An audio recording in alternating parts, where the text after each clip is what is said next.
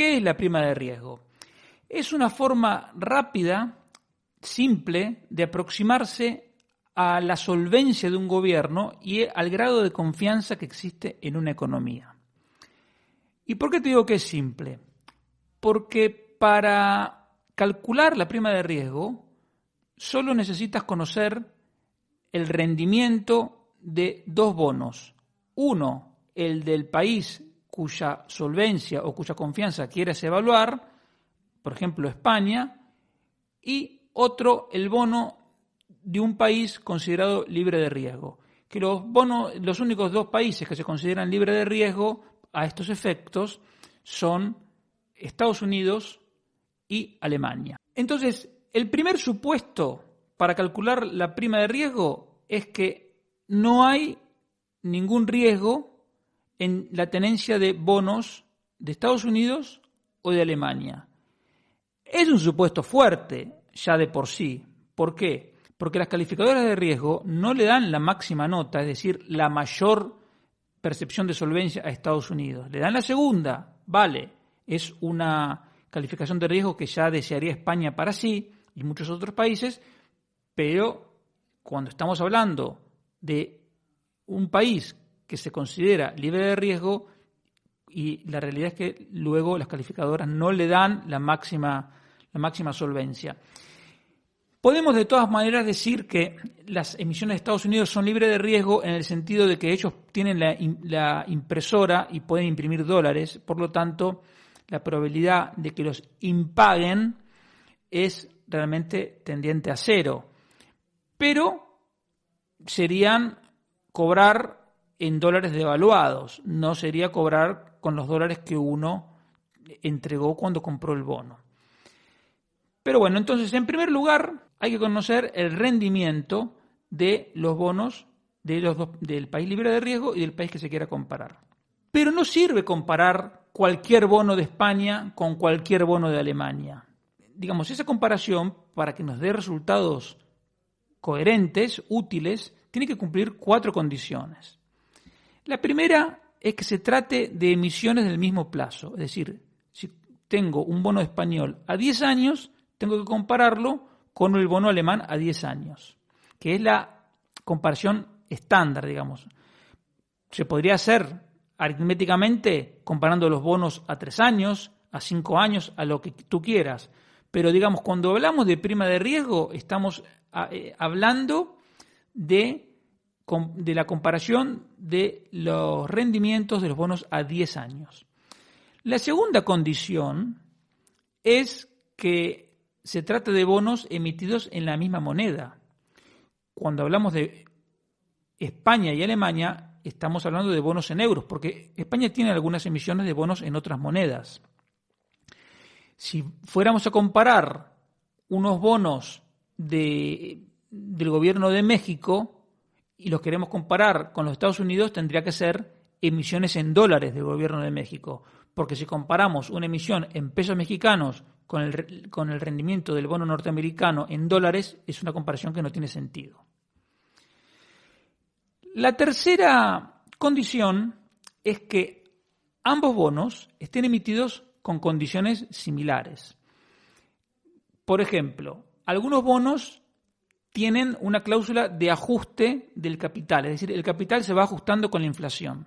Si estamos comparando el rendimiento de un bono ajustable con un bono que no es ajustable, no tiene sentido. A veces hay bonos que tienen una garantía especial. Por ejemplo, en su momento, en el año 93, Argentina emitió unos bonos en el marco de una renegociación de la deuda, una de las tantas renegociaciones, que fueron, en este caso, las del Plan Brady. Y había unos bonos que se llamaban los bonos PAR a 30 años, que tenían todo el capital garantizado. Estaba garantizado con bonos del gobierno de Estados Unidos. Evidentemente, el riesgo que uno tenía teniendo un bono PAR, como se llamaban, era menor que otro bono no garantizado. Entonces, una vez más, no tiene sentido comparar la prima de riesgo, por ejemplo, entre un bono que tiene una garantía especial y otro que no la tenga. Y la cuarta condición es que sea una emisión que sean bonos grandes, que sean bonos líquidos.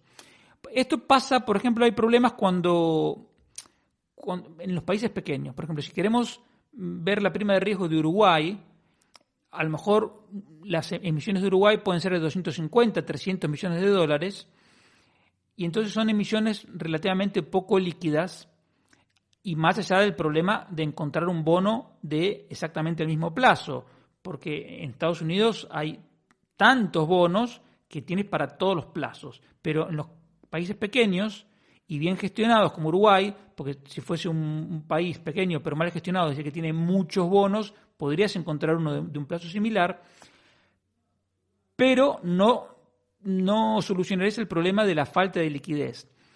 Entonces, cuando un bono es poco líquido y no se negocia todos los días y de manera continua, puede quedarte un precio que no refleja las condiciones actuales del mercado, y entonces la prima de riesgo consecuentemente estaría exagerada al alza o a la baja. Entonces, para que la comparación y el cálculo de la prima de riesgo sea correcto, es decir, tenga sentido económico, tiene que cumplir estas 4 condiciones. Entonces, plazo, moneda, condiciones y liquidez. Sin embargo, en muchas páginas web he visto que te calculan, por ejemplo, la prima de riesgo de los bonos japoneses contra los de Estados Unidos, los de Suiza contra los de Alemania, cuando están unos en francos y otros en euros. O sea, un disparate. Te calculan la prima de riesgo de los bonos de Brasil porque toman el bono de 10 años del gobierno de Brasil, pero está emitido en reales, y lo comparan con uno de Estados Unidos. Eso no tiene ningún sentido. En diciembre, te voy a dar un ejemplo práctico. En diciembre del 2022, el bono alemán a 10 años tenía un rendimiento de 2,09%. El bono del Tesoro de España tenía un rendimiento de 3,09%. Entonces, lo que tenemos que hacer para calcular la prima de riesgo es restar 3,09 menos 2,09. Y eso nos queda 1, un punto porcentual. Pero te voy a dar otro ejemplo. El bono del Tesoro francés en diciembre del 2022 tenía un rendimiento de 2,62%. Entonces, si restamos 2,62% menos 2,09, que es el rendimiento del bono alemán, nos queda 0,53%. Entonces, por convención, para evitar hablar de 0,53% y hacer un número de lectura más fácil, se transforma estos puntos porcentuales en lo que se llama puntos base. Un punto porcentual son 100 puntos base. Por lo tanto, 0,53%, que era la prima de riesgo de Francia, son 53 puntos base. Entonces, cuando tú escuches la prima de riesgo, siempre vas a escuchar que van a decir 150, 200, 300. Recordarás tal vez que la prima de riesgo en 2012 en España llegó a 700, que fue un momento dramático. Entonces, esos puntos en realidad se pueden traducir a puntos porcentuales y viceversa. Simplemente hay que recordar que un punto porcentual son 100 puntos base. Portugal tiene un rendimiento prácticamente igual que el de España, porque su prima de riesgo en diciembre del 2022, en lugar de ser 100 puntos base, como España, que era un punto porcentual, era 101 puntos base, es decir, había una diferencia de una centésima. Italia ya es otra cosa, porque el rendimiento de su bono de 10 años era de 4,26, por lo tanto tenía una prima de riesgo de 217 puntos base. Entonces, cuanto más alta la prima de riesgo, nos quiere decir que un inversor, para comprar en este caso el bono italiano, en lugar de comprarse el bono alemán, tiene que ser retribuido en mayor medida porque considera que la deuda italiana tiene más riesgo, y lo considera con toda lógica, ¿no? Es decir, un inversor dice: si yo quiero algo que no tenga riesgo, me compro el bono alemán que me da un 2,09% anual. Ahora, si quieren que compre deuda italiana, me van a tener que pagar más, porque la deuda italiana tiene más riesgo porque Italia es un país mucho más endeudado proporcionalmente que Alemania, crece menos y tiene determinados problemas estructurales en su economía. En diciembre del 2022, el mercado asignaba a esa diferencia en la calidad crediticia entre Italia y Alemania, le asignaba una diferencia, como digo, de 217 puntos base. Esto cambia todos los días. O sea, no es que la prima de riesgo es algo que ya está grabado en piedra. No, cambia todos los días. ¿Por qué? Porque esto es una percepción. Entonces, si mañana el gobierno italiano anuncia que redujo el déficit fiscal de manera fortísima, la prima de riesgo va a caer. Si anuncia un plan de gastos enorme, pues va a subir. Sin embargo, todos estos niveles de prima de riesgo que te estoy mencionando están distorsionados por culpa, una vez más, del Banco Central Europeo, que con su política de compra de deuda y reinversión de los títulos que van venciendo, tiene adulterado el mercado y por lo tanto están adulteradas las primas de riesgo. Por eso te voy a mencionar algunas primas de riesgo de países de Iberoamérica, que son emisiones en dólares comparadas con el bono de Estados Unidos. Tú fíjate, Chile es un país que tiene una deuda del 47% del PIB, cuando España tiene una que es casi el triple, porque es 116%. Tanto Chile como España tienen por parte de la agencia calificadora Standard & Poor's la misma calificación de riesgo, una calificación de riesgo que es A. Bien, sin embargo, Chile, el bono de Chile tiene una prima de riesgo de 168 puntos base, cuando, como te digo, la de España tiene 100. Como mínimo, podríamos decir, comparando con el caso chileno, que el Banco Central Europeo está adulterando la prima de riesgo de España como mínimo en 70 puntos base, que sería igualarse con la prima de riesgo que tiene Chile. Y para nombrarte un caso más, te doy el caso de México, que tiene una prima de riesgo de 400 puntos base, a pesar de que tiene una deuda en proporción a su PIB exactamente igual que Chile. Tú fíjate lo que es la percepción.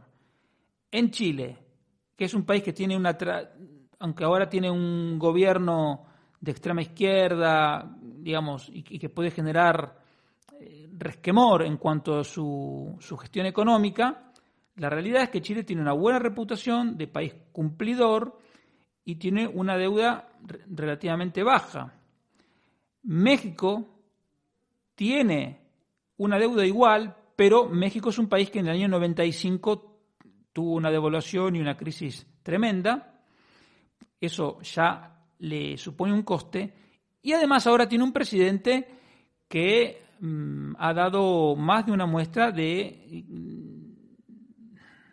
que no se puede estar tranquilo si uno tiene deuda mexicana. Bueno, ¿y eso en qué se traduce? Se traduce en una prima de riesgo de 400 puntos base, que es más del doble que la de Chile. Para que veas que el mercado no se deje engañar, o sea, no es simplemente calcular la proporción de la deuda pública y ya está, no. El mercado tiene en cuenta muchas cosas, como te acabo de decir, la calificación de riesgo, pero también la historia de cumplimiento, lo que dice el gobierno, porque al mercado tampoco le importa si el gobierno es de izquierda o de derecha, le importa lo que dice el presidente y lo que dice el ministro de Economía y las autoridades monetarias. Y entonces luego le pone precio, y esto es la mejor aproximación que se puede tener, porque esto surge de intercambios de bonos, de compra-venta de bonos, es decir, de gente poniendo su dinero de verdad. Entonces, no creo que haya forma mejor de medir esto.